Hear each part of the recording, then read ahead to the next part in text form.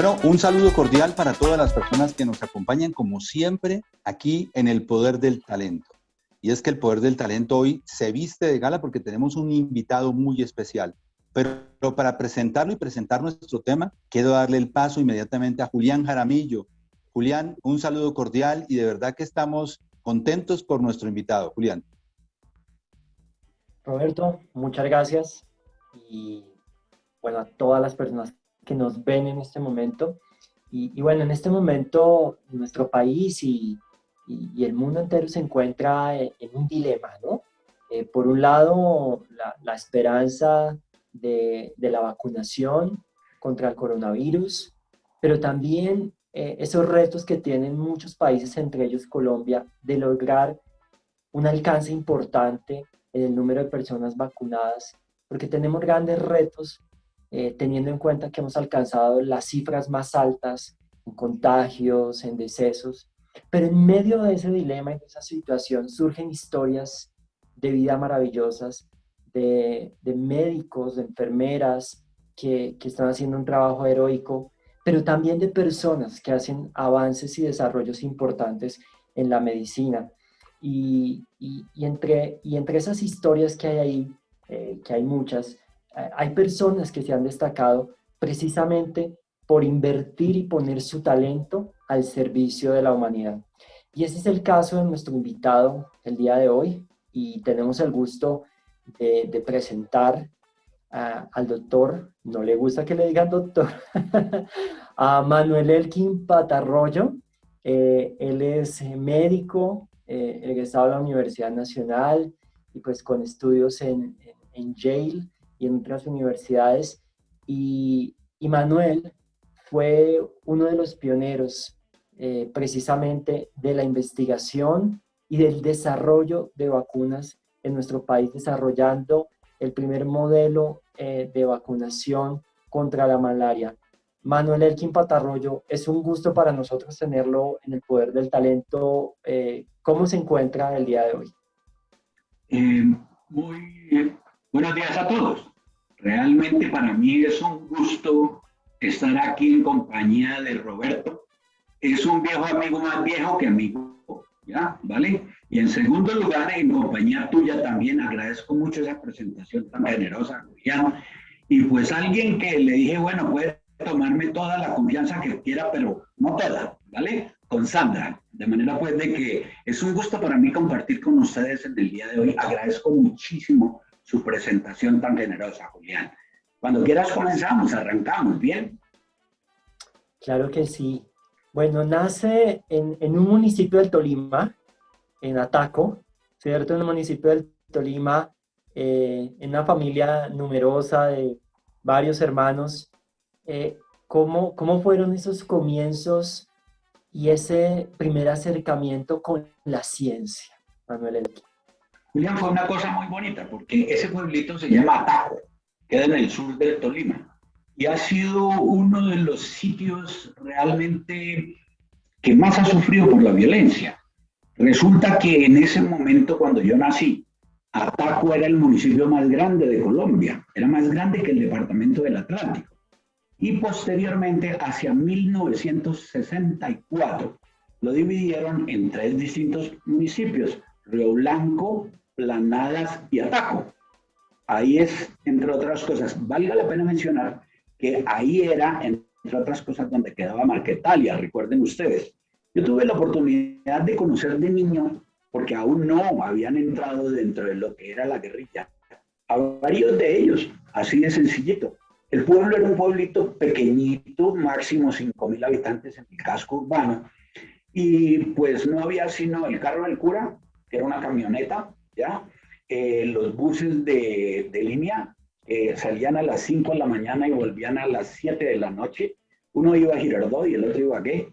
Y no había nada más de carros. Mi papá tenía una camionetica de estaca, ya vale, de manera pues de que eso era todo. Entonces los niños todos éramos absolutamente felices porque teníamos el pueblito para nosotros, con una sola condición. Por ahí pasa el río Saldaña, que es un río, pero así absolutamente casi vertical, ¿no? Torrentoso a morir. Los niños podíamos ir a todas partes menos al río. So pena de pela para el que fuera o alguien lo veía. Entonces, como las mamás y los papás andaban pendientes de sus peladitos, al que veían cerquita del río iban y sapeaban, punto. De manera pues de que era el asunto así. Aprendimos a ser libres. Oiga, Julián, qué cosa tan increíble. Ahí fue donde aprendí desde muy temprano lo que es la libertad y el costo de la libertad. El costo de la libertad. De manera pues de que eso de ser libre tiene su compromiso y tiene un precio, sin lugar a duda. Entonces, claro, podíamos ir a todas partes menos al río. Podíamos andar con lacitos enlazando, que le digo yo, caballos de esos que quedan en las plazas y en todas partes, y trepándonos 5 o 7 chinos en el caballo a pelo. Entonces, imagínense usted lo que era esa recocha, como dicen los pelados, ¿ya? Y pues muchas veces, pues con un lacito tratar de manejar un caballo era medio imposible, ¿sí? Ya. Muchas veces el porrazo era colectivo hasta que por fin alguna vez caímos sobre una cerca de alambre de púas, todos. De manera pues de que eso también nos enseñó. U otras veces bajar las colmenas en donde estaban pues las abejas y pues la picada general de todos, así de sencillo. Entonces, eso de ser libre también impone ciertas condiciones, muchas responsabilidades también y limitaciones, como dije antes, y ahí la aprendimos todos. Como éramos la misma galladita de muchachitos, no importaba dónde nos agarrara la hora del almuerzo, porque la familia del que estaba donde nos agarraba la hora del almuerzo, pues nos daba el almuerzo a todos, de manera pues de que nuestros padres se despreocupaban mucho por nosotros. Existía una escuela de primaria pública llamada Martín Pomala, ese gran poeta tolimense que terminó siendo prácticamente olvidado. Ya quedaba hasta cuarto de primaria, eso era todo. Hasta ahí llegaba la educación de nosotros. Y realmente, pues éramos tan libres que yo no me acuerdo de haber ido a la escuela. Es así de sencillito. La que me agarraba por las noches así, venga para acá, jovencito, ¿dónde andaba? No, pues ahí con mis compañeros. Y lo mandé para la escuela. Sí, pero yo, bueno, venga para acá, siéntese. Mi mamá, que había estudiado, pues era maestra de escuela, entonces nos sentaba pues a mi hermana Marta, Esperanza y a mí a que aprendiéramos las cosas. Yo pienso que fue así como aprendí realmente. El ejemplo lo tuvimos de ellos dos, unas personas absolutamente verticales en su manera de pensar que nos inculcaron los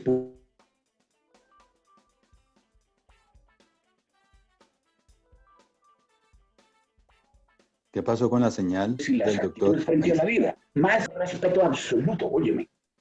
Roberto, Julián, Sandra, respeto absoluto a las personas. Yo tengo una anécdota que vale la pena contar.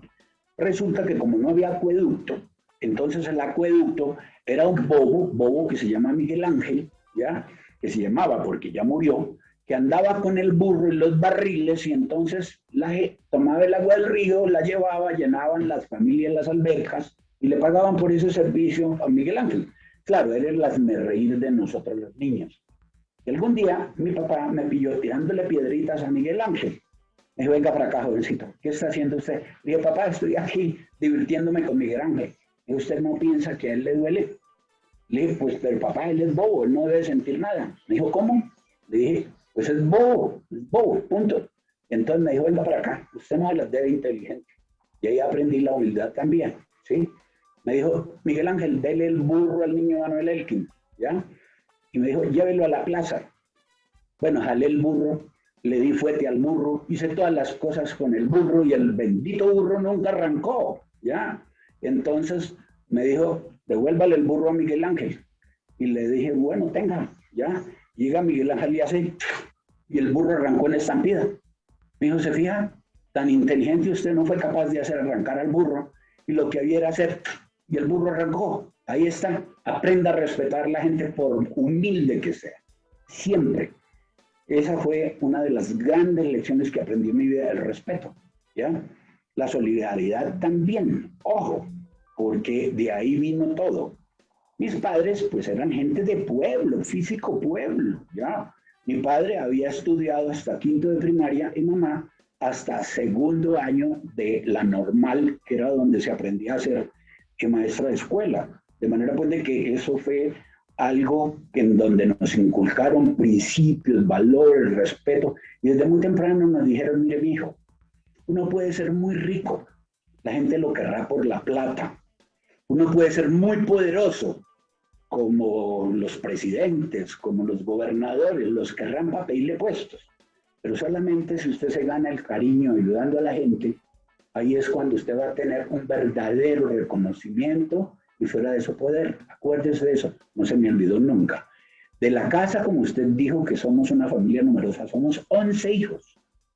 5 somos médicos, una enfermera, una fisioterapista, y bueno, el resto son, por una parte, politólogo, como es mi hermano Hugo, y los otros 2 son administradores de empresas. De manera pues, que el asunto es ese.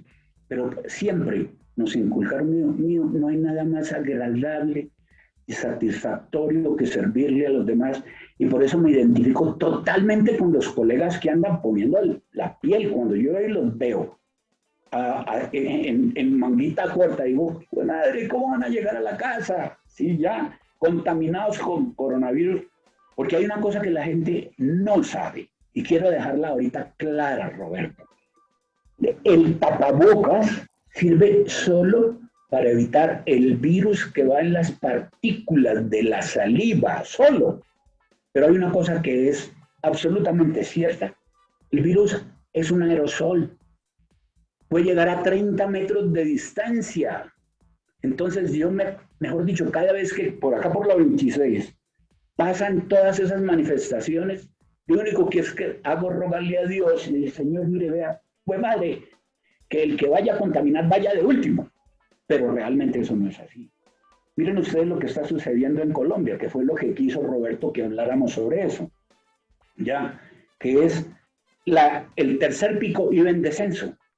Iba en descenso, estábamos en 200 y pico de muertes. Mira, te cuento, yo pienso que es que no han querido decir que llegamos hace rato a los 600. Casi 3 veces, ¿ya? Producto de esa irresponsabilidad. Fue una absoluta irresponsabilidad. Y me atrevo a decirlo así, cueste lo que cueste, ¿ya? Por una sencilla circunstancia, ¿sí?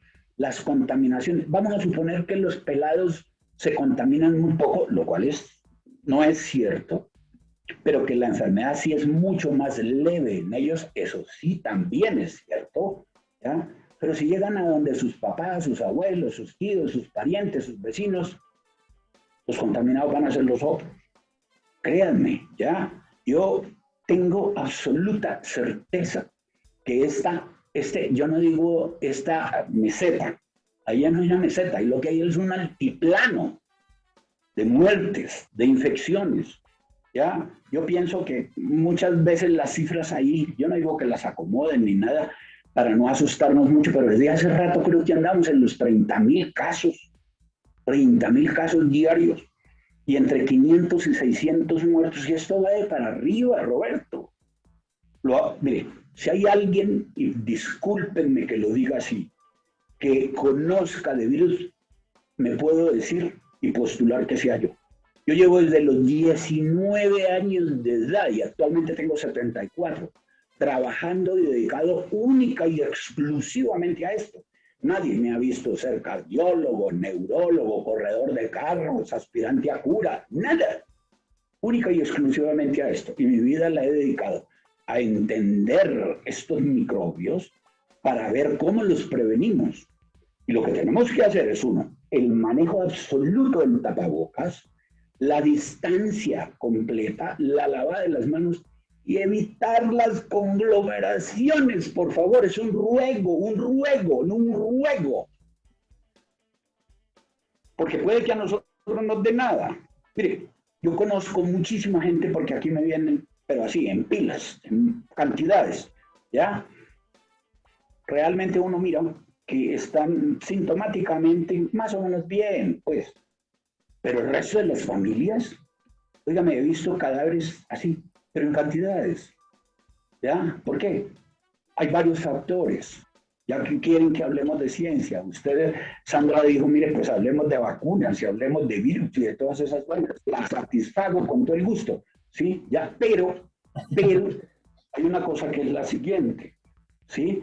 Puede que a nosotros no nos dé duro, pero uno no sabe cuál es la susceptibilidad genética del otro, del que está al lado. Así de sencillito. Hace tiempo una periodista, esas así de medio pelo, ya vale, ya sacó y dijo, Patarroyo anda diciendo que no todos somos igualmente susceptibles al desarrollo de la enfermedad. Pues, hombre, eso es cierto, eso es verídico. ¿Ya? ¿Por qué? Porque el receptor al cual se pega el virus varía genéticamente. Y fuera de eso, la respuesta que nosotros montamos a través de anticuerpos, ¿ya? Es también genéticamente controlada. Hay algunos tipos a quienes no nos dan nada. Y hay otros que los mira el virus y ¡pum! Caen infectados. Y como de momento no conocemos bien, aquí nosotros estamos analizando eso a profundidad. ¿Quiénes son igualmente o quiénes son los altamente susceptibles y los altamente resistentes? Pues obviamente ya tenemos una idea aproximada de cómo es que funciona esto. Pero entonces si no sabemos, entonces no arriesguemos a los demás, no los arriesguemos. Por favor, es un ruego como científico. Gracias a ustedes, Roberto, ¿ya? Y Julián y Sandra, pero ustedes tienen una seductora allá que se llama María y te amo, y yo no sé si me aman, pero bueno, de todas formas, sí, ya, ¿vale? Entonces, hacía rato que no hablaba yo, hacía rato que yo, se dieron ustedes cuenta, hace por lo menos 8 meses no hablo con los medios. Era que quería tener un análisis a profundis, a nivel de átomo, cuando les puedo mostrar cualquier día, ¿sí? De esas cosas. Es un ruego a mis compatriotas. Las solicitudes que están haciendo son absolutamente legítimas. Hay aquí unas inequidades, unas injusticias, una corrupción y todo eso. Hombre, eso es legítimo. La violencia no, y las manifestaciones así no, y el momento tampoco. Mire, como lo dijo alguien, ¿sí? Una vez tumbaron lo de la reforma económica, ahí debieron de haber parado todo, punto, ya, listo. Y mire cómo va, es que le puedo mostrar figuras, lo que pasa es que pues no las tengo en este ordenador para mostrarle que el pico primero hizo así, el segundo hizo así, y este hizo así, de pronto, ¡fas! Estoy hablando de muertos. Y hay gente que muchas veces no ha estado del todo involucrada en las protestas. Simplemente son, como dicen en inglés, innocent bystanders, observadores inocentes. Y eso es lo que yo no, créame, Julián, Sandra y amigos que nos están viendo en este fantástico programa, ¿sí? Les garantizo, eso es algo que nadie puede aceptar. Nosotros no podemos exponer a nuestros compatriotas, indefensos la mayoría, que están ahí, como se decía, al lado. Eso yo sinceramente lo digo y con un dolor profundo como colombiano digo, mierda, esto no debió haber sucedido nunca. Nunca, Roberto. ¿Ya? Así de sencillita la historia, ¿no? Casi siempre son los más humildes. Una recomendación, ya que estamos hablando de esto. Mantengan todas las ventanas y las puertas abiertas. Al virus lo inactiva el oxígeno del aire. Y salgan al sol, por favor. Los rayos ultravioleta del virus denaturan el material genético. Por favor, eso no se lo han dicho nunca. Hombre, el aire, primero que todo, se lo carga. Y segundo, el oxígeno lo destruye. Pero el sol le vuelve papilla el material genético, entonces ya no puede infectar. Eso por sistema, por favor. Es un ruego que les doy a mis compatriotas. Esa es una manera de contener y resolver los problemas, además del tapabocas, la distancia, las lavadas de manos, etcétera, etcétera. ¿Ya? Sí, Julián, por favor. Manuel Elkin, estos días hemos estado hablando en nuestro canal de la importancia de cometer errores. Y hoy que la vacuna es tan importante, que el avance científico es tan importante y que las esperanzas de muchas personas y naciones están cifradas en ello, es muy importante poder ver que muchas de estas vacunas o inclusive inventos, como por ejemplo o descubrimientos como la penicilina, como la Coca-Cola, surgieron producto de los errores. ¿Cómo en ese proceso de realizar la primera vacuna contra la malaria, Manuel Elkin, hubo errores? ¿Hubo desaciertos? ¿Hubo que intentar muchas veces hacerlo? ¿Cómo fue ese proceso de realizar la primera vacuna contra la malaria y resolver un problema también mundial de salud pública? Mire, cuando a mí la gente llega y me pregunta, doctor, lo felicitamos, el éxito que usted tuvo, eso es fantástico. Usted fracasa, le digo, uy, como el 90% de las veces. Es cierto, ya uno, cuando va abriendo caminos, tiene el legítimo derecho de equivocarse a conciencia con el conocimiento de ese momento. ¿Me explico? Cuando va abriendo camino. Y eso es lo que me ha tocado a mí. ¿Ya? A mí me ha tocado recibir porrazos a 100,000, le cuento, entre otras cosas porque dicen, no ha terminado todavía con la vacuna. Quiero decirles, entre otras cosas, que desde 1889, se anda buscando desarrollar una vacuna contra la malaria. 1889, ¿ya? Es decir, hace 140 años prácticamente, ¿ya? Y los que más avanzados estamos somos nosotros, hasta cuando se metieron unos animalistas, porque los ambientalistas son otra cosa, ¿ya? Y dijeron, está traficando micos desde el Perú y del Brasil a Colombia. Resulta que si ustedes han ido, Roberto, a Leticia, tú has estado en Leticia, ¿verdad? Julián, también. Tú pasas en la calle y estás en Brasil, estás en Tabatinga. Pasas en la calle, una calle que escasamente tiene, ¿qué diría yo? 8 metros si acaso. No hay control policial ni nada. Tú pasas el río, puesto que Leticia es un puerto, y a 400 metros estás en Perú. La acusación nunca fue de maltrato a los animales, ni de muerte de los animales, sino de tráfico ilegal. Ahora sí he visto semejante despropósito. Mis amigos de Suecia, de la India, de Tailandia, del África, todos decían, oígame, ¿cuál es el problema? Que no lo entendemos. Pero esta señora, Ángela Maldonado, con nombre propio, siguió persistiendo y consiguió que nuestra institución en Leticia, porque ella vive allá, a ella la pagan desde el exterior, ella no tiene sueldo de acá, es decir, son entidades británicas y gringas las que le dan todo.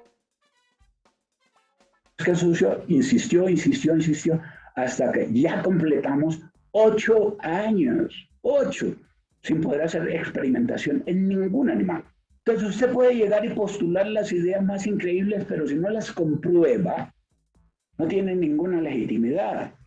De eso se agarraron algunos pseudocientíficos, porque es que esto tiene una regla de juego definitivas, Julián. A uno en ciencia lo miden por el número de publicaciones mundiales, no locales, no se reciben las locales, que usted publique. ¿Qué tan importantes son? Es muy poco relevante, déjeme alguna comparación y que no se me vaya a ofender a quien voy a mencionar, la hojita parroquial de Atajo, de ser usted el principal periodista del New York Times. Entonces esto lo rankean a uno de dónde publica. ¿Me expliqué? Exacto, ese es el nivel. Y te puedo garantizar, actualmente mi instituto tiene casi 650 publicaciones mundiales en revistas de alto impacto. Entonces, cualquiera que aparece con 1, 2, 3, 4, 5, me pararon algunas veces y me dijeron, oiga, Manuel Elkin, yo soy científico como usted, le dije, hombre, lo felicito. ¿Cuántos papers tiene? 8. Bueno, siga para adelante. Hágale, bien, está comenzando bien. Cosas así de ese estilo, ¿no? Entonces, y fuera de eso, perdóneme, Roberto, que no estoy tirándole piedra a los periodistas, pero es que hay algunos que se abrogan, ¿sí?, el derecho de ser periodistas científicos. Entonces escriben, ojo, ustedes no me han oído hablar sino de vacunas sintéticas y en particular la de la malaria. Y aún así, siento muchas veces que no estoy manejando completamente el tema. pero estos hablan sobre la Antártica, sobre el aterrizaje de Marte, sobre las vacunas de la malaria, la neurología de Rodolfo Ginás. Todos dicen, pucha vida, se necesita ser un súper talentoso, esos que ustedes deberían de entrevistar, a esos periodistas científicos, ¿ya? Así de sencillito. Entonces, pues, diciendo, bueno, está bien.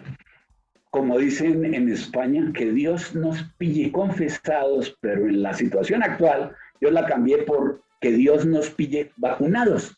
Punto.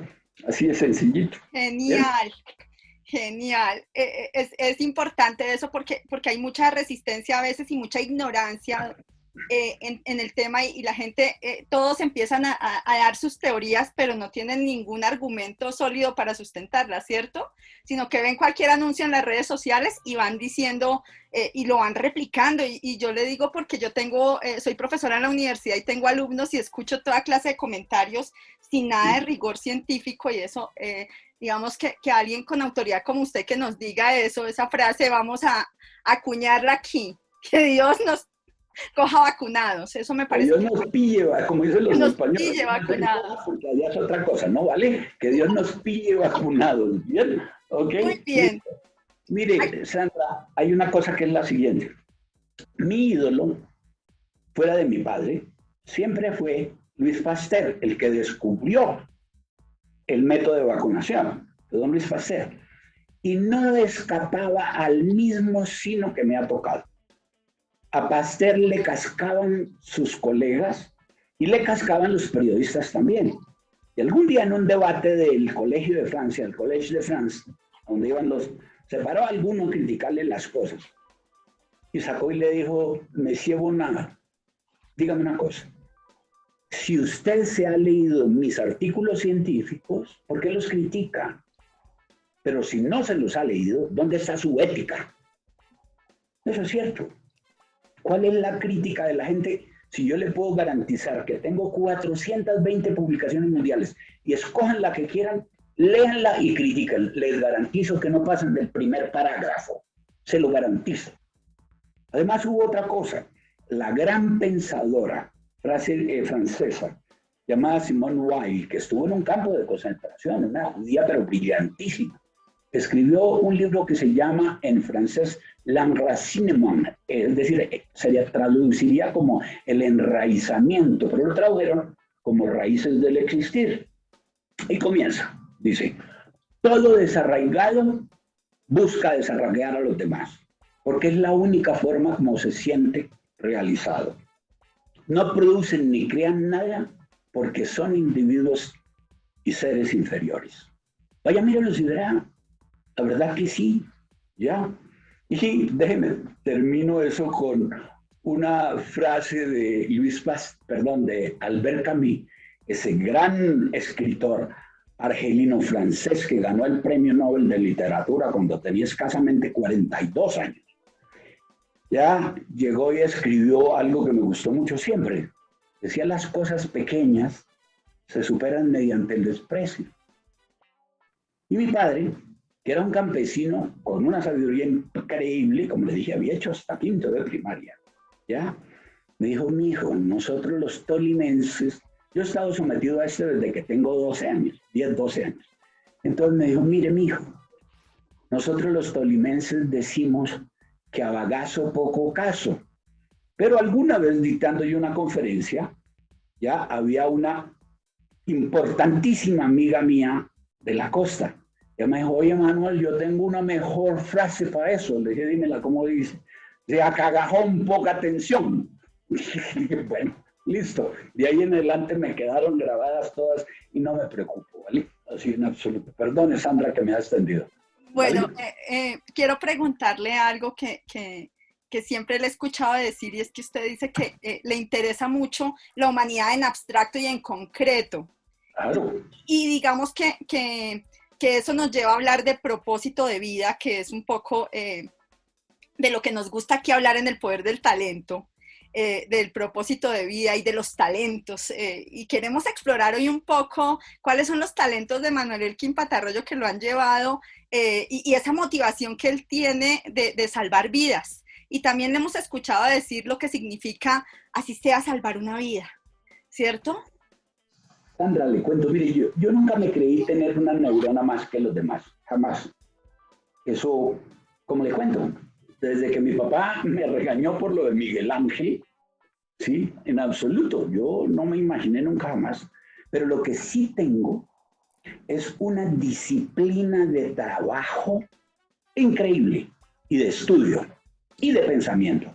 A la gente, si quiere que la reconozcan como talentosa, disciplina de estudio, de trabajo y de pensamiento. Con esas tres, usted sabe qué es para dónde va el mundo. En segundo, usted constata o rechaza lo que dicen los demás cuando piensa sobre eso. No es más que disciplina de esas cosas. Yo el talento diría que tengo, es que soy horriblemente disciplinado, me despierto todos los días entre 3:30 y 4 de la mañana y me acuesto siempre a las 11 de la noche. Siempre. En cualquier circunstancia. Y le cuento, me neurotizo enormemente cuando paso de 3 días de vacaciones. No puedo, la verdad que no. Ya, de manera pues de qué es eso. A todos los pelados que nos están escuchando, que serán muchos los de tu programa, ¿sí? Les digo eso, mire, chino, no van a creer tanto en aquello de la genialidad, bueno, puede que haya unos cuantos, pero son demasiado pocos, ¿sí? Todo esto es producto de disciplina de estudio, trabajo y pensamiento. Eso es. No es más. Ahora, ¿por qué la humanidad? Eso fue algo que nos inculcaron nuestros padres. No hay mayor satisfacción que serle útil a sus semejantes. Punto. Y a todos. Nosotros no teníamos ningún sesgo con respecto del color de raza. Nunca lo tuvimos. Ni de la parte política. Allá en esa época había masacres de liberales y conservadores. Mi padre decía, olvídese, hijo, esto no tiene ninguna lógica. No tiene ningún sentido. ¿Cómo es posible que nos estemos matando aquí por un trapo rojo u otro azul? ¿Cómo es posible por unas ideas? Eso no tiene lógica. No vale nada una vida humana. No tiene nada una vida humana. Nada en absoluto. Entonces nunca tuvimos distingos de política, de raza. Es más, aún, la negra partera que me recibió a mí, que se llamaba Nieves, era negra de Tumaco. Imagínense ya, así de sencillito, que era asistente del médico Ricardo Alvarado, que estaba haciendo su año rural allá. Entonces yo siempre que me encontraba a Ricardo, que andaba orgullosísimo de su estudiante Manuel Elkin Patarroyo, porque él era profesor de la Universidad Nacional, decía: Ricardo, cuando usted me levantó de las patas para darme la palmada, ¿no se arrepienta de no haber abierto la mano? Sencillo, ¿me entendieron? Entonces decía, no, al contrario, me alegro de haberlo agarrado duro, pues para que no me cayera de cabeza, ¿sí? Ya, ¿vale? Eso así, eso. Sandra, dime. Aquí estamos viendo en acción un talento que es muy importante de eso, esa clasificación científica que ha hecho Clifton Streamfinder, que son esos 34 temas de talento, y aquí estamos viendo un talento en acción que es el talento analítico. Y yo quiero preguntarle a ver si coincide con algunas de estas descripciones, ya que usted también es un científico que ha hecho la organización Gallup, y le voy a empezar a preguntar si usted busca razones y causas cada vez que tiene un planteamiento. Siempre, Sandra, siempre. ¿Ya? Es decir, es que eso es la lógica. Te voy a seguir preguntando aquí rápidamente. ¿Desafía a los demás a demostrar lo que dicen? ¿Cómo, perdón? ¿Usted desafía a los demás a demostrar lo que dicen? En ciencia nos toca, Sandra. Es que en esencia, cada vez que yo voy a dictar, edito conferencias, pero a paladas en todas partes del mundo. Unas en la India, donde tuve que ir los 100 años de una de las principales universidades de allá, que se llama Hyderabad. Ahora les cuento un poquito a ese respecto, ¿sí? En Europa, por todas partes del sitio, en esencia, lo que uno hace es presentar los resultados es provocar a los demás. Y yo lo hago es, profesor. ¿Quiere que le diga por qué? Porque muchas veces he ido a una buena cantidad de preguntas muy buenas y me las robo. Entonces, así de sencillo. Voy, las resuelvo y luego, ¡pum!, dejo el problema resuelto. Ya, así de simple. Bien. Muy bien, vamos con la siguiente. Adopta un enfoque crítico de lo que los otros podrían aceptar rápidamente como verdad. Siempre. Por sistema. Por sistema. Esa es una de las cualidades que los científicos debemos tener. ¿Sí? Es decir, ser analíticos y no sesgarnos ni por los afectos negativos o positivos. Ahora, otra cosa muy distinta es saber cómo hacer los cuestionamientos. Te explico, porque yo no soy de los fantoches que se para en la conferencia a otro y le digo, eso no es cierto porque yo no, así lo sepa, no lo hago.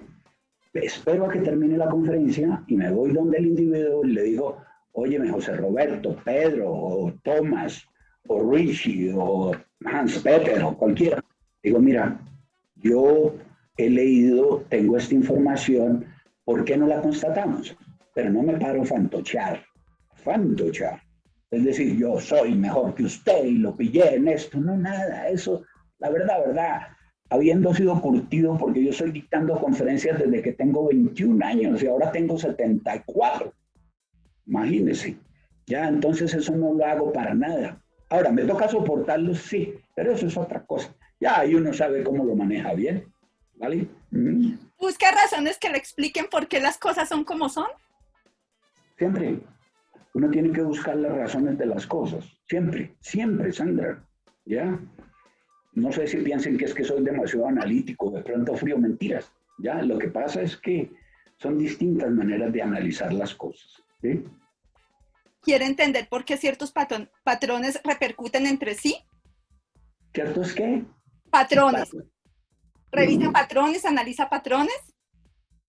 No, yo voy detrás es del aspecto individual de cada cosa y luego lo integro. ¿Me explico? Es decir, no caigo en las trampas de, por ejemplo, catalogar o definir algo. No, nada. Voy detrás de cada pedacito de verdad para luego tratar de integrarlo. Siempre. No caigo en estereotipos. Por ejemplo, nunca, gracias a las enseñanzas de nuestros padres, caímos en los estereotipos de partidos, ¿sí? De razas, de lenguas, de países o fronteras, ¿ya? De situaciones sociales o económicas, nada. Y tampoco, como les pedí a ustedes desde el principio, me aburre hasta aquí que me pongan la distancia con el doctor o profesor. Punto. ¿Ya? Así de sencillito. ¿Vale? ¿Te gusta hacer preguntas? Pero, Sandra, yo no soy de los que se paran en una conferencia, como les dije antes, y digo, mire allá, doctor, que Gaviria, usted lo que pasa es que está diciendo mentiras en esto, no sé qué, ¿usted qué piensa?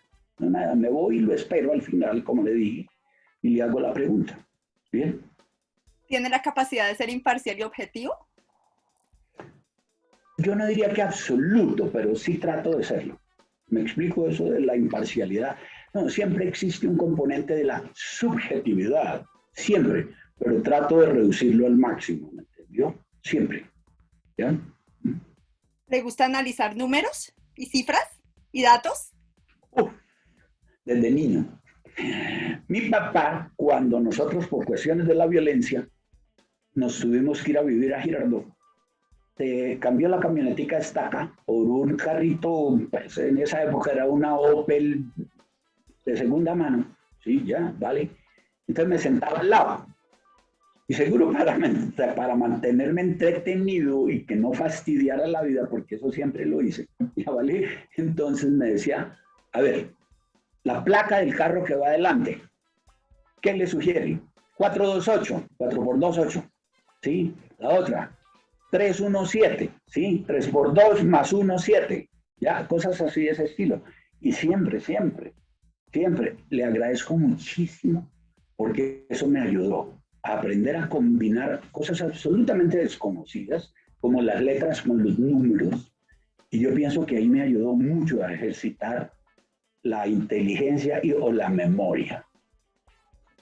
Les acabo de presentar en vivo al talento analítico, porque es que hablar de talentos en abstracto no se vale hablar en concreto. Ya vieron todo lo que le acabamos de preguntar a Manuel Elkin y él nos respondió la mayoría de preguntas afirmativamente. Bueno, eso corresponde a su talento que es más relevante, ese talento analítico, que lo combina con la disciplina y con su capacidad de hacer cosas, porque si no usamos el talento, pues el talento es como una semilla, pero puede germinar o no puede germinar y eso depende de nosotros y también de nuestros hábitos, ¿cierto? Claro. Muy bien. Gracias. ¿Quieres que te diga una cosa? Sí, Siendo señor. bien analítico, estoy preocupado porque pienso que a Roberto se le comieron la lengua a los ratones o se me volvió autista, cualquiera de las dos, ¿ya? Entonces, ese es el detalle. Y Vivian, pues sí, muy guapa y toda la historia, pero todavía no le conozco la voz. Bien, es así, pues era analítico, ¿bien? Dime, Roberto. No, profe, yo aquí escuchando y oyendo a mis compañeros de Talent hacerle preguntas en esta charla deliciosa de tarde con usted y descubriendo tantas cosas de lo que son sus talentos. Yo tengo una pregunta para usted y es de ese niño que tenía prohibido ir al río Saldaña, ¿cierto? Pero que se volaba de todos modos, al hombre que es usted hoy. Usted cuando era niño, cuando empezó a pensar en el futuro, ¿usted se sabía con talentos o cómo los descubrió? No, todavía sigo sin creérmelo, Roberto, ¿ya? Lo que sí sé es que soy un tipo muy disciplinado, como le dije, brutalmente disciplinado y con unas metas muy definidas desde niño. Desde los 10 añitos yo supe que quería ser científico, ¿ya? Supe que quería ser científico. A los 12, cuando mi padre me regaló unos libros de biología y de química, dije, no, yo vacunas y no cambié nunca. Roberto, eso perdóneme a la gente joven que me escucha. Por favor, un ruego, ¿sí? Comiencen a identificar qué es lo que quieren desde lo más temprano. Mire, la vida se me ha ido entera en querer desarrollar vacunas.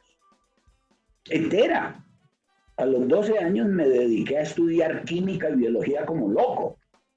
Y todavía me queda un tramo largo, si es que llego, ¿no? ¿Vale? Pero tengo a Dios gracias la ventaja de tener una familia fantástica. Mi mujer es médico pediatra, compañera mía de la carrera. El hijo mayor mío es hoy en día el científico número 2 o 3 de Colombia, el mayor. Se llama Manuel Alfonso y es de mis orgullos enormemente grandes. Lleva 252 publicaciones mundiales a su edad. Mundiales. Y eso lo invitan a la India cada nada, lo invitan a California cada nada, lo invitan al resto del mundo cada nada. Un día me pasó una cosa muy divertida. Recibí una llamada telefónica y me dice alguien con acento de la India, me dice, "Hi Manuel, how are you?" Le dije, "Fine, Bir Chauhan", quien era el director del Instituto de Genética de la India, imagínense, biología molecular de la India. Me dijo, ¿está Manuel ahí alrededor? Le dije, ¿por qué? Yo es que quiero invitarlo a que él sea el conferencista principal de nuestro simposio. Le dije, ¿él o yo? Me dijo, no, you are too old and outdated, y estás fuera de juego. Y le dije, pues esa es la historia, es el hijo mayor mío, Manuel Alfonso.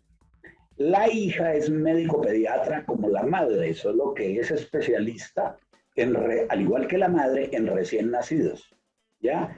Y el menor resultó de una tendencia que yo siempre quise ser, pero y ahora le respondo a Sandra, ¿sí? Ya que era estudiar filosofía. Yo quería ser filósofo también, pero entonces dije, pensamiento puro, y como dice Sandra, sin acción, yo no lo vi realmente compaginándose con mi estructura de personalidad. Y estudié 2 años de filosofía, dos, y luego dije yo, ¿y para qué? Realmente me interesa tener un título de máster, que era el 3er año, o sea, a mí no me importaron nunca los títulos, la verdad que no, de manera pues de que me gradué de médico, ahí sí como se dice, a trancazos, ¿ya? Pero los títulos jamás, más. Y parece que entre más distancia le pongo las cosas, como que más me persiguen. Este es el instante donde tengo 32 doctorados honoris causa, Roberto.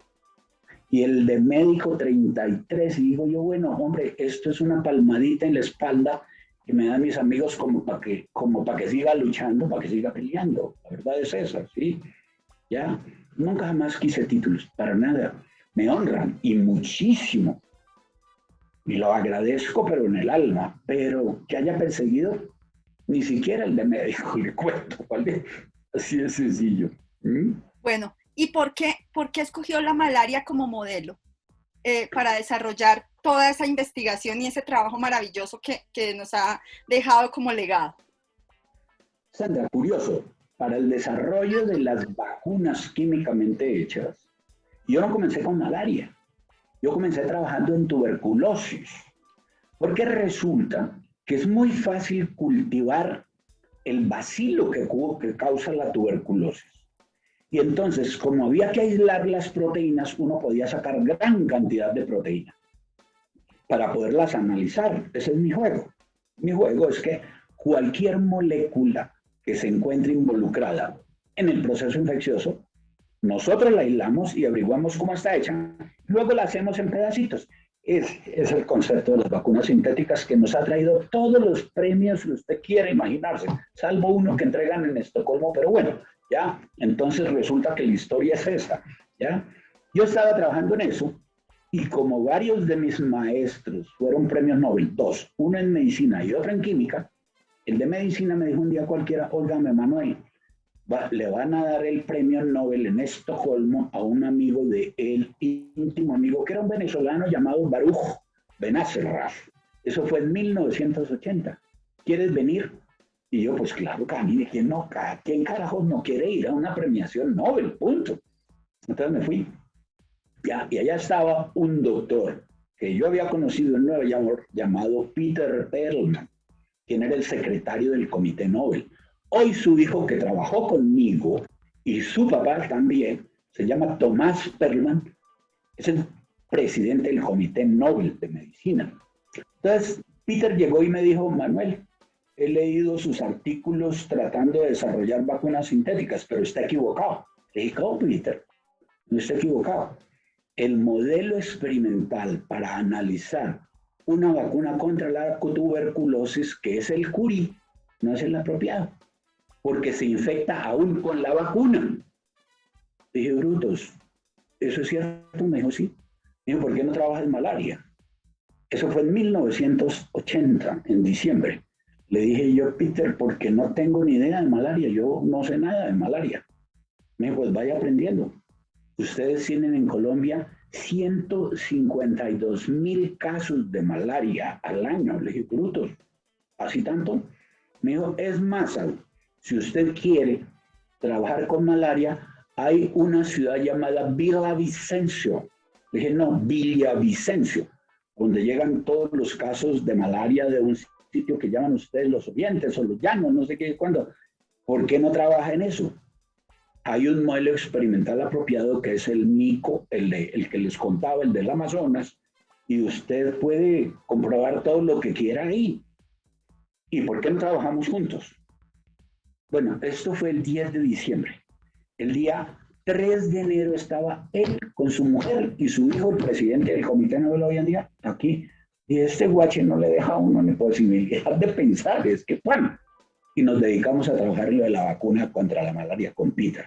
Desgraciadamente Peter murió y entonces yo continué solo. Vino él, su esposa, que también era científica, llamada Hedwig Perlman, su hijo Tomás y otra científica llamada Marita Troye Bloomberg, ¿ya? Entonces ahí comenzamos, en 1900 comenzamos, por ahí a mitad estuvo escasamente 4 semanas, luego volvió a mitad de junio, nos fuimos para el Amazonas, quedó fascinado con el Amazonas, y usted es tonto, le dije, pues claro, ¿qué quiere que le diga así? Yo mire, ahí está lleno de micos, ¿ya? Ahí tiene todos los que quiera para hacer los estudios. Y enseguida dejé tuberculosis y me senté en malaria. Ya luego después, unos cuantos años después, volví a retomar tuberculosis, porque resulta que ese mico sirve para estudiar prácticamente todas las infecciones humanas, como el mismo coronavirus. Es un estupendo Luego el hijo mío, el mayor, Manuel Alfonso, se dedicó a estudiar el componente genético de ese mico, hizo el genoma de la parte junto con otro científico muy bueno que se llama Carlos Suárez, que es doctor en biología molecular y genética, y encontraron ellos a lo largo como de 12 años que las moléculas del sistema inmunitario de ese mico, no otros, como el mico tití, ¿no? Este mico, que es el mico nocturno, esos micos, el sistema inmunitario es casi idéntico al de nosotros los humanos. Entonces, por eso le dan las enfermedades humanas y por eso realmente lo que el mico pesa es casi en oro. Por esa razón, los competidores, conociendo esto, alimentaron a esta señora que les mencioné para que no tuviéramos durante 8 años, Sandra, 8 años, los micos. Bueno, a Dios gracias, y al presidente Duque, que se amarró los pantalones, logramos que nos volvieran a permitir volver a trabajar hace escasamente menos de un año, Sandra, menos de un año. Y no con todos los micos que necesitamos, sino con unos pocos. Pero bueno, algo es algo. Y es eso. Óigame, Roberto, lindos los cuadros de la India que tienes atrás. Sí, señor. Sí, lindos, ¿vale? Lindos los diplomas que usted tiene atrás. Ah, bueno, no, pero eso sí. Eso es eso. ¿Cuándo estuvo en la India? Diga, la pregunta. Yo no, pero la persona que estuvo allá sí me lo regaló. Bueno, eso sí, bueno, muy lindo regalo, le cuento, lo estoy mirando desde aquí, ¿vale? Bueno, bien, vale. Lo felicito, ¿vale? Bueno. Adriana, se le perdió la lengua, cuente. Muy bien, ¿tú? Bueno, creo que hemos tenido una ilustración bastante profunda de cada uno de tus pensamientos. Hoy quisiera saber qué concepto tienes del sufrimiento, de la enfermedad y de la muerte. A ver, Adriana, yo creo que no debería existir el sufrimiento. No debería, ¿ya? Es decir, y muchas veces, independiente de la característica genética de nosotros, ¿ya? Pienso que muchas de las enfermedades que nos conducen al sufrimiento pueden o podrían prevenir. Es decir, si usted tiene tendencia a la obesidad, pues coma menos. Si usted tiene tendencia a la diabetes de grado 2, ojo, la segunda, ¿ya? Pues, hombre, maneje los azúcares, ¿ya? Y los carbohidratos en general. Pero la diabetes de tipo 1, esa que es genética, completamente vertical, la cosa así, ¿ya? Pura y dura, pues, hombre, ahí sí lo que toca es darle la insulina, que es uno de los grandes hallazgos de la historia de la medicina, por allá de 1932 o algo así parecido, pero en esta década, ¿ya? Que le permite llevar a la gente una vida relativamente normal. De manera pues de que el sufrimiento puede evitarse. La muerte yo sí considero que es natural, mientras el sufrimiento y el dolor. A ver, si el universo tuvo un principio con el Big Bang y va a terminar quién sabe cuándo, también con una implosión, ¿por qué no podemos morirnos? ¿Me entendió? Eso es normal, ¿ya? Es decir, lo más normal es morir. Nacer es intrínseco, ¿ya? Listo. Siga, Adriana. Una cortica antes porque ya sigue Julián con una sección maravillosa y es, hablaste algo muy importante, ¿cómo pudiste desarrollar esos dones y esos talentos en tus hijos? ¿Qué consejo le das a los padres de hoy en día para poder desarrollar? Porque a veces uno dice, quiero que mi hijo se parezca a mí, pero lo que pudimos observar fue que tú fuiste cultivándolo. ¿Cómo lo podemos hacer como padres, el incentivar esos dones y talentos en nuestros hijos? Adriana, yo quitaría las palabras dones y talentos, la verdad, ya te lo he dicho, ¿por qué? ¿Qué le podríamos nosotros inculcar a nuestros hijos? Primero, principios y valores, cuidado, ojo, ¿ya? Mire lo que está pasando con estos vándalos. Sinceramente le cuento, sí, es gente sin principios, ya, absolutos. Yo me quedé, pero pasmado porque nunca, yo he estado en Ruanda, Burundi, he estado pues en los sitios de violencia, he estado pues en Costa de Marfil, he estado pues, bueno, en Gambia, en todos esos sitios. Pero nunca jamás vi que nadie le tirara bombas molotov a un CAI con 15 personas adentro. Y que luego cuando estaban saliendo los agarraron a puño, patada, agarrote, todo, había mujeres ahí. ¿Ya? Bueno, la policía también y el ejército se han excedido. Pero es que, ¿cómo es posible eso? Pero ¿cómo es posible? ¿Ya? La verdad. Hay que inculcar y solo se puede hacer en la casa, Adriana. No espere jamás que en los colegios le van a inculcar a sus hijos principios y valores. Olvide, son los padres los que tienen que dar eso.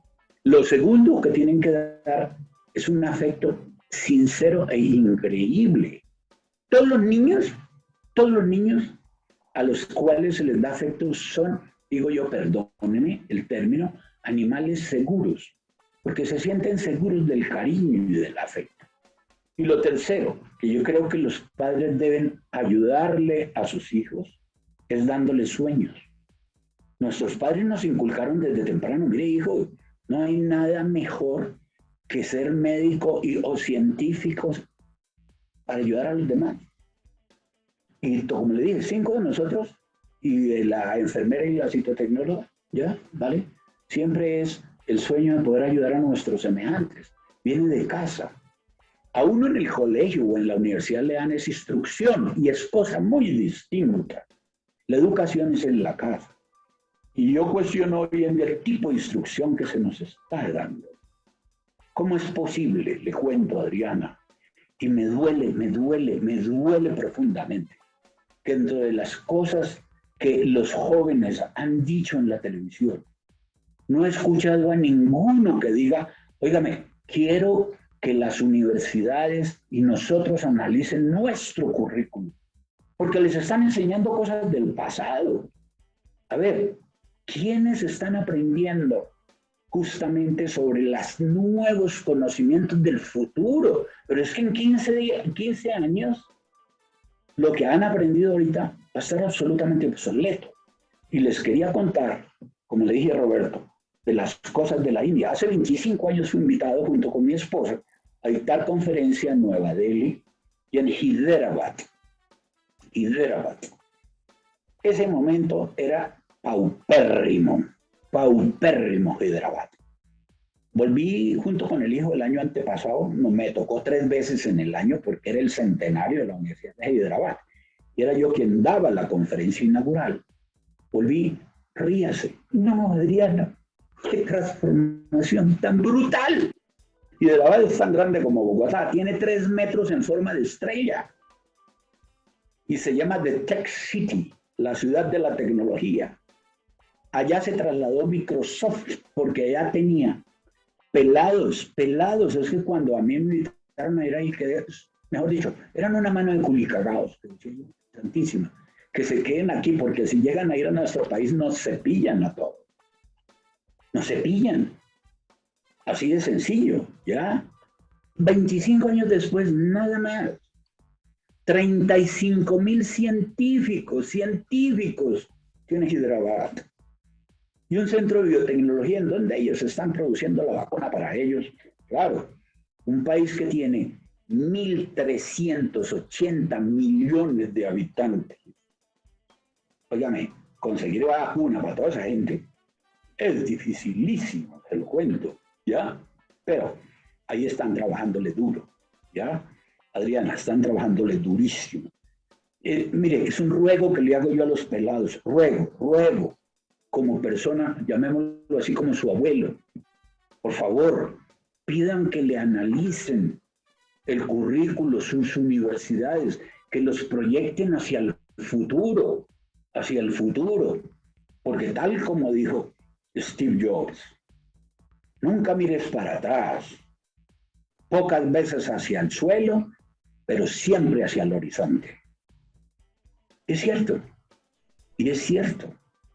Les ruego, óiganme pelados, les ruego, pidan eso, que sus profesores, sus universidades hagan una revisión de los currículums para que se proyecten siquiera 25 a 30 años adelante.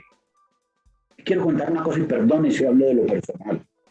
Cuando yo estaba estudiando, aquí apareció un gringo que sabía hacer lo que yo quería hacer, vacunas. Ronald Mackenzie, que fue como mi papá, había descubierto el virus de la fiebre hemorrágica boliviana, que era como el ébola de América Latina.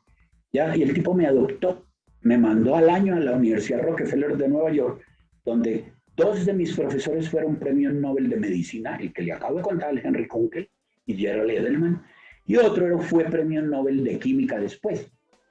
Pues bueno, yo me traje ese conocimiento para acá y pues organicé lo poquito de inmunología que había. Organicé, a mí me tocó abrir ese campo, ¿ya? Totalmente. Mira la cantidad de inmunólogos que hay hoy en día en Colombia.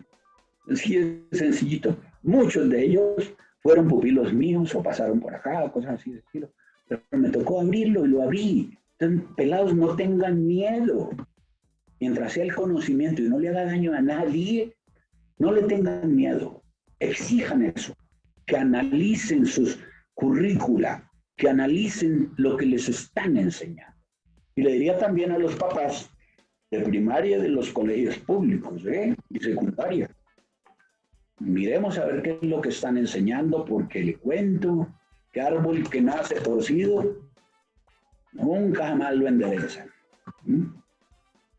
Bueno, yo para complementar lo que está diciendo Manuel Elkin, creo que en el caso particular de él y en el caso de muchos papás que nos están viendo hoy, mamás, el ejemplo es un método que definitivamente funciona. Si un papá da un ejemplo, mira la calidad de hijos que él nos dijo que tenían. A ver, ¿a quién se parece? ¿Qué se les pareció que esa mamá y ese papá que ellos tienen, pues finalmente inspiran a sus hijos? Entonces, la inspiración que un hijo puede tener a partir del propio comportamiento de sus papás y de eso que él nos explicaba tan importante, los valores.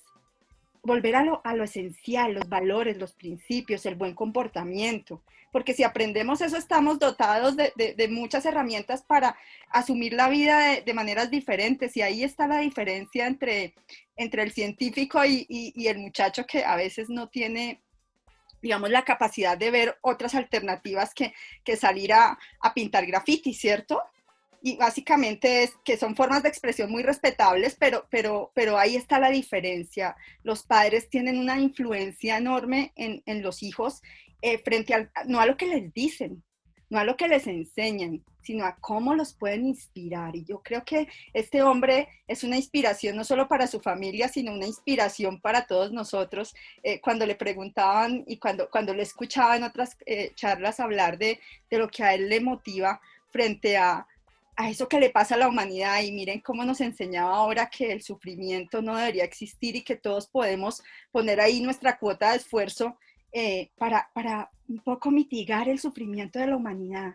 Bueno, pero estamos ya muy trascendentales, Manuel Elkin, Julián, Alejandro, Roberto, todos, estamos muy trascendentales, entonces vamos con una sección que se llama Pregunta Rápida, Respuestas Rápidas. Oh, qué carajos, cambie, déjale, haga otra vaina, sí, ya, dale, dele, diga, Roberto, ya, ¿qué anda haciendo, sí? Ya, pregunta Julián, rápida. Está sin sonido, Julián. Pregunta rápido, Sandra, ¿tiene novio? No. Bueno, listo, ya. ¿Cuánto hace que trabaja ahí con Roberto? 10 años. ¿Y le paga bien?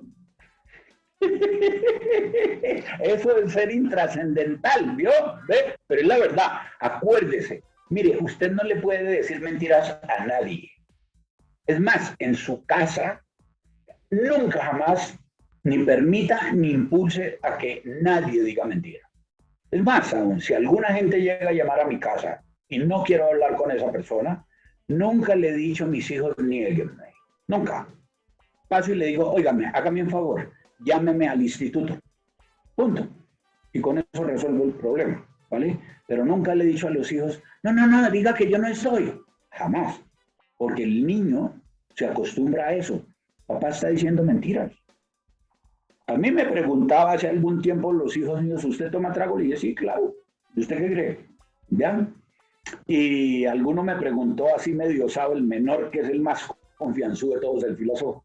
¿Y a algunas chicas te gustan? Le dije, claro que sí, el problema es que no las consigo, pero bueno, ya. Así es sencillo, bien, es así, ¿ya? Pues son cosas así, esa índole, ¿sí? ¿Ya?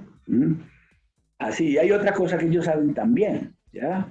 Me fascina lo que estoy haciendo. Uno tiene que andar enamorado de lo que hace. Enamorado. Y algún día sí le dije a alguien, mire, vea, si por aquí pasa Claudia Schiffer y me invita a salir, pero estoy persiguiendo un átomo, le digo que bueno, que otra vez. ¿Seguro? Bien. Pero entonces, ¿a quién escogemos? ¿A Claudia Schiffer o al átomo? Al átomo, ¿usted qué cree? ¿Ya? Al átomo. Mire, para mí es mucho más importante si está para la derecha o está para la izquierda.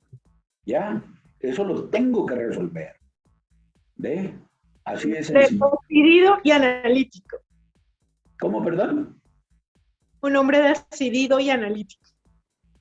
Pues, ¿qué culpa tengo? ¿Sí? Es decir, en parte fue educación y en parte congénita también, ¿vale? Mis padres eran así, ya, igualitos. Los dos, principios, valores, actitudes, sueños y afecto. Ustedes quieren tener una familia, denle eso.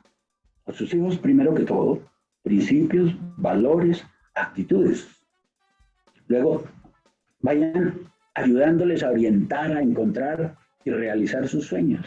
Y finalmente, ya, como les dije, hay otra cosa que nos enseñaron nuestros padres, que fue la solidaridad.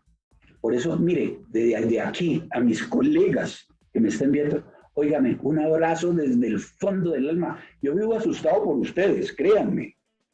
Como les dije, el virus aquí tapa lo que va en la saliva, pero es aerosol. De manera pues de que es eso. Y a mí me preocupa verlos algunos con traje de manga corta. Digo yo, bruto, se le quedaron algunos cuantos virus pegados en la piel. La hija mía, que es médico pediatra y trabaja en Chile, allá en la clínica donde ella trabaja, ahora que están en una pandemia casi igual a la de la nuestra, allá los obligan a bañarse así. Usted no puede entrar, ¿ya? A bañarse, luego al salir a bañarse y al llegar a su casa a bañarse. Y tienen realmente trajes de esos protegidos 100%, ¿ya? 100%. ¿Ya? Y yo me asusto de algunos colegas caminando por ahí y con miércoles, carajo, Dios lo pille con vacunado, punto, así de sencillito, ¿sí? ¿Ya, vale? Es eso. Por favor, les ruego. Bueno, no lo vamos a dejar ir sin las preguntas rápidas. No, tranquilo, esto las deja otra vez. Así con eso le digo a Roberto que nos volvemos a entrevistar. Genial. Bueno, pero queremos que nos recomiende un libro. ¿Qué? Un libro. Yo admiro mucho a Albert Camus, ¿ya? Hay una cosa que ahora, para estas circunstancias actuales, le hace La peste, de Albert Camus, ¿ya? Mejor dicho, todo lo que está pasando lo escribió en 1938. Póngale color. ¿Ya? Todo, La peste, ¿ya? Le hace. Pero de él me gustan mucho El mito de Sísifo y El hombre rebelde. Me encantan esos dos, ¿ya? Porque es la condición humana. Ustedes saben que Sísifo fue castigado por Zeus, ¿ya? Y lo obligaba a subir una roca enormemente grande a la cima de la montaña. Y cuando llegaba allá, la roca se le devolvía. Y el pobre Sísifo lo que tenía era que volver a bajar, subir otra vez y devolverse a subirla y luego volver detrás. Ese es el mito de Sísifo, ¿ya? ¿Qué es la vida? Usted tiene que comenzar n número de veces y no se canse jamás. Es otra cosa que le digo yo a los chicos. Tengan sueños, metas, objetivos, su propósito, su proyecto de vida, hombre. Es usted, es su vida. Y lúchela, sin dañar a nadie. Bueno, queremos que nos dejes aquí inspirados. ¿Cuál es tu mayor tesoro? Mi familia, sin duda. Mucha vida. ¿Qué mejor que eso? Sandra, una familia maravillosa, mire. Vengo a mucho orgullo descendiente de dos padres casi campesinos, pero con una sabiduría y unos principios que dicen, joder, esto es donde aprendieron, sí, la verdad, ya, así de sencillito, ya. Y parieron 11 hijos, todos profesionales, menos uno, todos profesionales y todos con especialidad o doctorado. ¡Qué familia! Luego me casé con una mujer sensacional, que valga la pena decir, fue de las mejores estudiantes de secundaria en Colombia. En esa época se hacía el concurso Coltejer, para que los paseaban a los mejores. Fue la mejor estudiante de Cundinamarca. Y se ganó el viaje. Sí, ya, ¿vale? También me alcanzó a ganar, ¿vale? Y luego cuando nos conocimos, ¿usted qué va a estudiar? Medicina. ¿Y usted? Medicina también. Y como era guapita, pues ahí le eché los perros, como dicen los chinos, hasta hoy, ¿vale?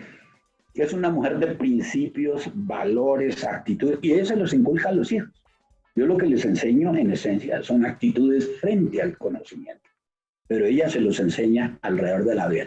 Y como le digo, tengo 3 hijos sensacionales y mi familia también. Marta es de las mejores, si no la mejor dermatóloga de Colombia. Esperanza es canceróloga, ya. Luego viene Hugo, que es el politólogo. Julia es la enfermera.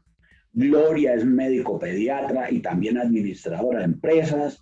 Manolo es profesor en el Instituto Karolinska, es full profesor, de donde dan los premios Nobel, lo cual me tiene sobrado, porque a mí nadie me puede postular porque hay un miembro de mi familia y entonces ese me toca, yo no sé si empujarlo ahí en el lago Malari para que se caiga o cualquier cosa de ese estilo, puede ser candidato, pero la verdad, así de sencillito. Luego viene, es profesor, full profesor, instituto que da los premios Nobel, entonces por eso estoy, perdónenme el término un tanto jodido, ¿vale? Bien, así de sencillita la historia, ¿sí? Luego viene Manolo, luego después de Manolo viene Oscar, que es administrador de empresa con especialidad en el Instituto de Empresas de España, luego Carolina también, luego Rocío, que es la que le cuento, que es la psicopedagoga, ¿y qué más puedo yo esperar? Y el único que no terminó en carrera fue Luis Ángel, porque él fue el que se encargó del cuidar a nuestros padres, por lo cual todos le debemos todo, porque había uno que estaba cuidándolos a ellos, y esa es la cosa. ¿Qué más familia quiere tener? Nada. Y unos amigos sensacionales, poquísimos, pero fuera de serie. Nos deja hoy Manuel Elkin con su mayor tesoro y bueno, como se comprometió aquí y dijo que vamos a tener otro programa, vamos a pedirle a Roberto de una vez y a Manuel Elkin que agenden otro programa para hablar de cómo se producen las vacunas, porque este hombre lo he escuchado hablar de lo sencillo que es producir vacunas y habla de microbios y de bacterias y de manos y de falanges. Entonces, ahí nos faltó y tengo una curiosidad enorme porque así como él es analítico, yo soy curiosa y quisiera volver a tenerlo aquí en nuestro programa. Muchas gracias, Manuel Elkin, por esta hora maravillosa que nos has regalado de tu vida y por esa inspiración y de verdad que ha sido todo un placer, pero nos hace falta la mitad del cuestionario. ¿Qué hacemos? Tranquila, ya le prometí a ustedes, ¿sí? A Roberto, a ti, a Julián, ¿sí? Y a la mudita Adriana, pues es decir que hola, muy es trato hecho, sobre todo que va a suceder relativamente rápido. Trabajando durísimo en el desarrollo de la vacuna contra el coronavirus. Y eso va a ser rápido. Entonces nos promete el siguiente programa para hablar de vacunas, doctor Manuel Elkin. Te voy a decir doctor Manuel Elkin, así se ponga bravo. ¿No? Esta vieja, como le dije, no me puede coger todo menos la parte corporal y la confianza, ¿vale? Muy bien, muchas gracias. Gracias, Sandra. Muy amable. Gracias, Roberto, Julián. Adriana, disculpa lo de modita, pero me hubiera encantado escucharte más preguntas, ¿vale? ¿Ok? Es que ella estaba queriendo preguntarle todo lo de las vacunas. Pero bueno, muy bien. Entonces tendremos un siguiente programa en donde vamos a estar aquí con Manuel Elkin Patarroyo hablando de vacunas. Muchas gracias. Así es. Gracias, Roberto. Manuel Elkin, muchas gracias. Muchas gracias a todos nuestros compañeros en Talent y a ustedes. Los esperamos nuevamente con la segunda parte y Manuel Elkin Patarroyo. Espectacular la entrevista y ¿cómo es? Que Dios nos coja, no nos pille vacunados. Que Dios nos pille vacunados, ¿vale? Sí, señor.